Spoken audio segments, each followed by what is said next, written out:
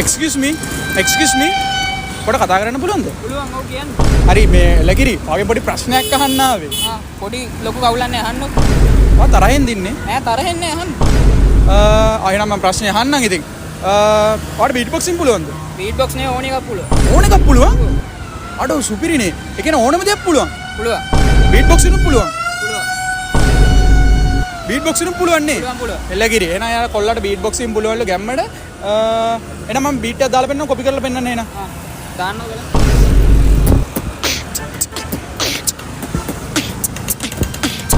Wow, සිරාවට.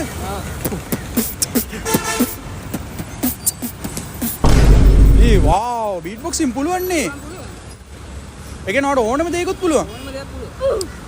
එහෙනම් beat box උත් පුළුවන් ඕනම දෙයක් පුළුවන් නම්. මෙන්න මේ කලර් ලයිට් එක තියෙනවා. කොළ වැටුණ ගමන් මැද්දට ගිහිල්ලා බෑක් ෆ්ලිප් එකක් ගාලා පෙන්නන්න වැඩෙන්න. මට බෑ කියලා හිතුවද? මම නම් හිතන්නේ නැහැ මුට පුළුවන් කියලා. කොට ඉඳන් කොළ වැටෙනවා. එහෙනම් බලමුකෝ මම කොළ වැටුණම ගහයිද කියලා බෑක් ෆ්ලිප් එක. එහෙනම් කොල්ල බලාගන්න බෑක් ෆ්ලිප් එකක් ගන්න යන්නේ කොල්ල.